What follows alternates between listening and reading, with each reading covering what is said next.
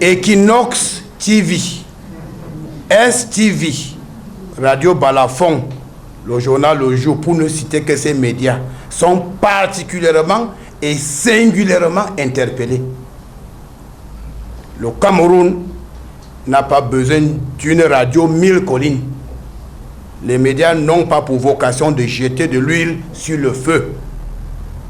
En matière de droit, le voleur et les receleurs sont tous condamnables.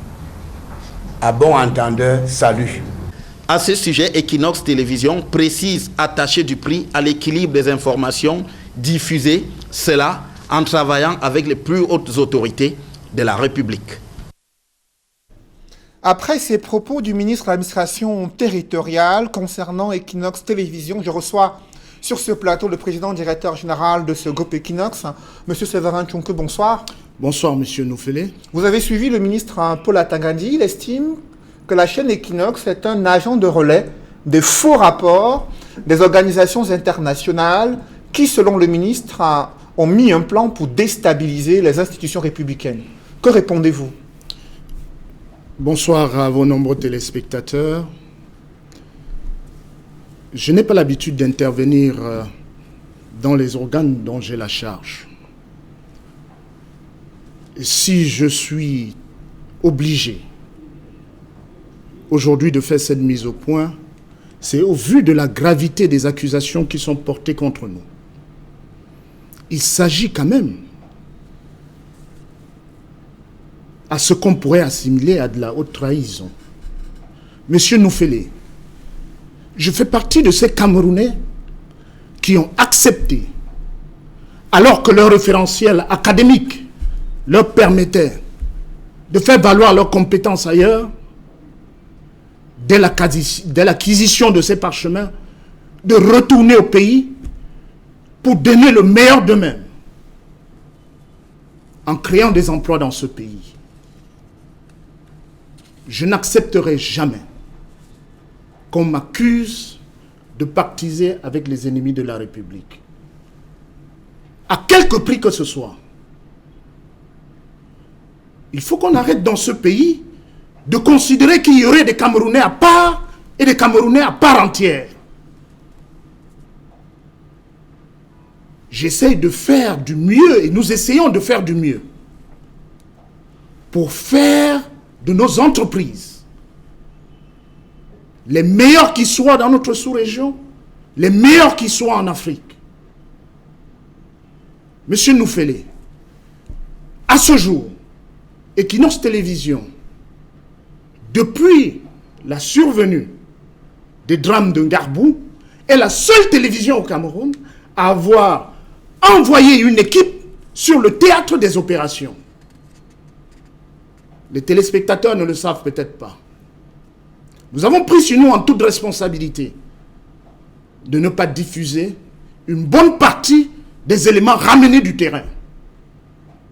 Et je veux bien faire savoir aux téléspectateurs et à l'opinion publique nationale et internationale que jusqu'à ce matin, nous échangeons en permanence avec certaines des plus hautes autorités militaires de ce pays sur ce qui se passe sur le théâtre des opérations. Et je les prends à témoin. Je sais très bien que dans ce pays, il y a des personnes qui savent mieux faire le travail des autres que le leur. Mais de grâce, nous essayons, autant que faire se peut, de bien faire notre travail en respectant les principes éthiques et déontologiques. Je pense que c'est en raison de cela que mes pères m'ont porté à la tête de la commission de délivrance de la carte de presse, qui est un organe de régulation. Voilà donc celui qui décide de qui est journaliste au Cameroun et qui ne l'est pas, et qui partiserait avec les ennemis de la République. Quelle honte pour nous. J'ai honte. Il faut quand même que dans ce pays, on sache reconnaître ce qui est bien fait. C'est pour cela que vous comprenez mon indignation. Mais le ministre renchérit, M. Séverin Tchonke. Il dit, dans un ton menaçant, nous ne voulons pas de radio 1000 collines au Cameroun, ni des médias qui jettent de l'huile sur le feu. Vous qui êtes promoteur d'Equinox, est-ce que votre ligne éditoriale est similaire à cette radio 1000 collines que beaucoup d'Africains connaissent dans les histoires, les épisodes sombres du Rwanda? Monsieur Noufele, Cela fait partie des choses qui ont heurté ma sensibilité et ma nature humaine. Faire référence à Radio 1000 Collines en interpellant Equinox, je pense peut-être que monsieur le ministre de l'administration territoriale ferait mieux de s'adresser à l'organe de régulation qu'est le Conseil national de la communication pour s'enquérir de ceux qui peuvent à certains moments avoir été assimilés à ce type de médias. Je pense que cet organe de régulation, les Camerounais le savent très bien, n'a jamais, à ce jour, à date, nous n'avons jamais reçu une condamnation du Conseil national de la communication. La seule fois où Equinox Télévision a fait l'objet d'observation du Conseil national de la communication était due au fait d'un représentant du RDPC sur le plateau qui avait tenu des propos abjects. Et non du fait d'un journaliste d'Equinox Télévision. C'est la seule fois où nous avons reçu une observation de cet organe de régulation. Que monsieur le ministre de l'administration territoriale, qui je pense n'est ni notre tutelle technique, encore moins l'organe de régulation en charge de l'audiovisuel, nous assimile à Radio 1000 Collines, j'ai du mal à me reconnaître dans cette assimilation.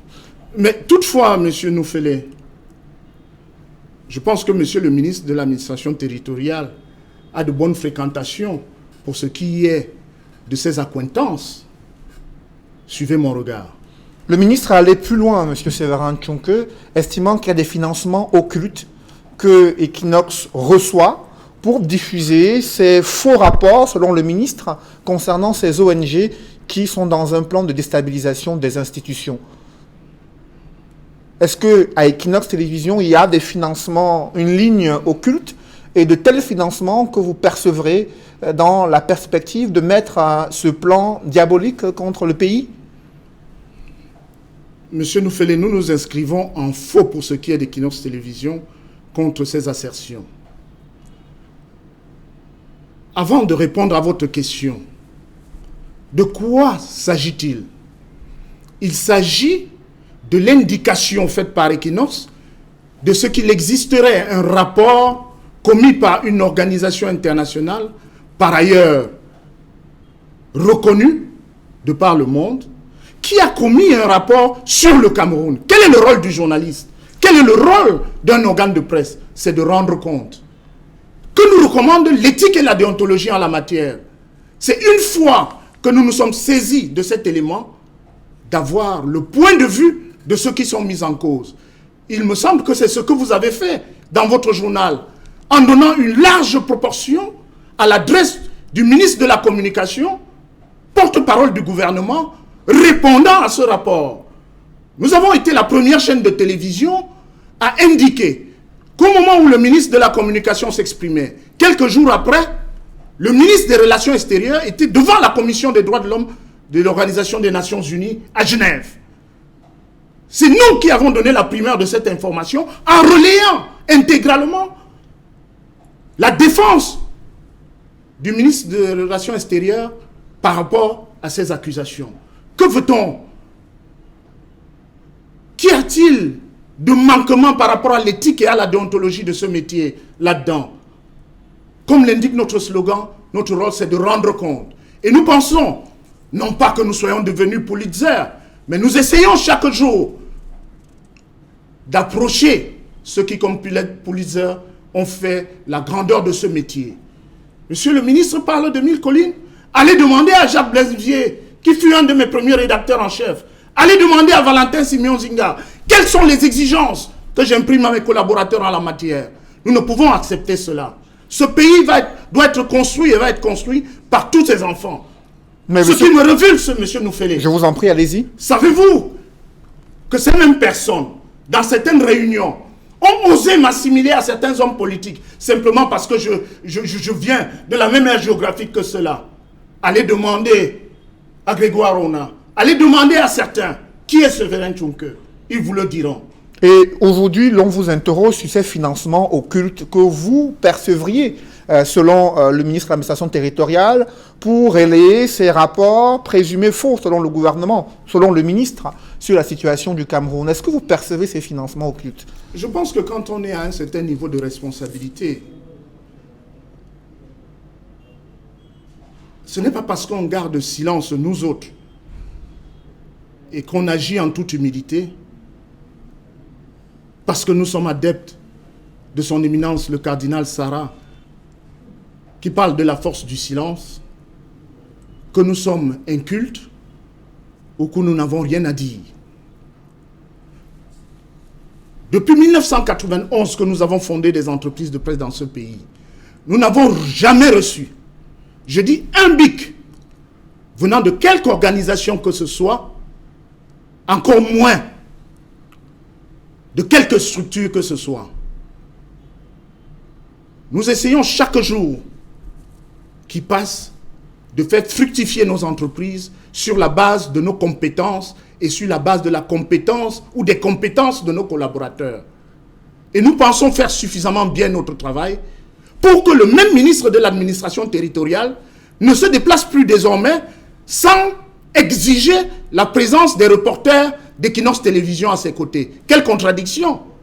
Voilà une chaîne de télévision qui agirait contre les intérêts de la République, que monsieur le ministre de l'administration territoriale s'emploie en permanence à appeler à ses côtés pour couvrir ces manifestations. Nous nous inscrivons en faux contre ces assertions. Et en tout état de cause, notre objectif, c'est de rendre compte en permanence. Nous avons rendu compte du rapport de Human Rights Watch, comme nous rendons compte de tous les autres rapports et de tout ce qui touche au Cameroun. Est-ce parce qu'un média rend compte d'un attentat que ce média serait devenu terroriste?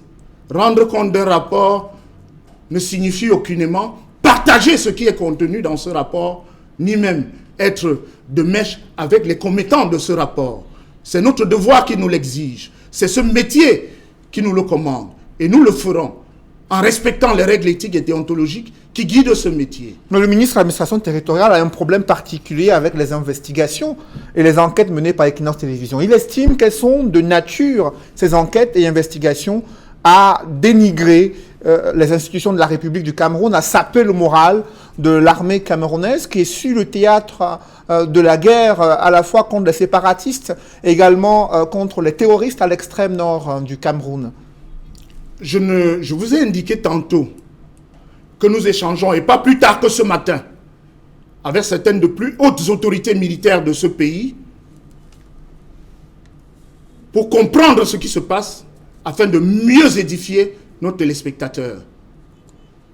Je ne révélerai pas ici la teneur de nos échanges, parce que, voyez-vous, ce pays nous appartient tous. Et lorsqu'on a investi dans un pays, nous avons perdu près de 40 à 45% de notre chiffre d'affaires du fait de la guerre dans le nord-ouest et le sud-ouest. Voilà des gens qui se contenteraient d'être de mèche avec des gens qui leur font perdre ce qui leur permet de vivre. Je comprends bien que les conflits internes au gouvernement font en sorte que certaines personnes nous en veuillent d'avoir accompagné monsieur le Premier ministre dans la tenue du grand dialogue auquel elles étaient opposées. Nous avons fait notre devoir de républicains. Et la seule satisfaction que nous avons eue, au lieu d'envoyer des factures à monsieur le Premier ministre, nous avons été satisfaits des remerciements qu'il a bien voulu nous adresser en nous recevant personnellement dans son cabinet. Nous l'avons accompagné dans cette opération. Savez-vous que nous avons dû louer pendant 10 jours des satellites, malgré nos modestes moyens, pour rendre compte fidèlement de ce qui se passait au Palais des Congrès. Nous avons été l'une des rares chaînes à le faire en direct. Nous avons dû faire diffuser les débats du grand dialogue sur près de 120 plateformes de par le monde, à nos frais. Voilà ce qu'on essaie d'assimiler aujourd'hui aux ennemis de la République. Pour autant, le ministre estime qu'Equinox manque de patriotisme au moment où le Cameroun fait face à des crises multiformes à travers le pays. Je crois qu'il faut s'interroger sur le sens du patriotisme de certains. Ce n'est pas parce qu'on a des responsabilités gouvernementales que son patriotisme est plus élaboré que celui des autres Camerounais. Je viens de vous faire la démonstration de notre sens du patriotisme. Il vous souvient qu'à l'entame de la tournée du Premier ministre dans le sud-ouest et le nord-ouest, nous l'avions accompagné. Peut-être ça n'a pas plu à certains qui nous vouent aujourd'hui aux gémonies. Mais tant que nous serons convaincus que nous agissons dans l'intérêt de notre pays et que nous respectons les règles éthiques et déontologiques de ce métier, nous le ferons. Parce que c'est tout ce que nous savons faire dans notre entreprise. Et nous savons mieux le faire que beaucoup de nos contempteurs. Parce que, voyez-vous, je vous dis bien, depuis que l'organe de régulation existe, nous n'avons jamais reçu quelque condamnation que ce soit. Bien que nous soyons pas toujours d'accord avec certaines approches de cet organe, mais c'est un organe qui existe. Ce qui, je pense que beaucoup d'autres qui ont les faveurs de monsieur le ministre de l'administration territoriale ne pourraient pas en dire autant. Vous avez un dernier mot, monsieur Sévérin Tchonke? Simplement, nous pensons que ceux qui jettent de l'huile sur le feu ne sont forcément pas ce qu'on pointe du doigt. Vous savez, il est temps de pouvoir le dire. En matière de communication de crise, il y a des relais. Comment pouvez-vous expliquer que pas plus tard qu'hier, alors qu'un événement malheureux s'est déroulé en Galim et à Bamenda, monsieur le ministre de la Communication a fait une sortie médiatique qui n'a pas terminé de faire son effet. Voilà que cet après-midi, cette communication vient d'être annihilée complètement. On s'interroge sur ce qu'on peut appeler patriotisme de certains. Nous sommes de véritables patriotes. Et nous pensons que ce pays sera construit par tous les Camerounais et pas plus les uns que les autres.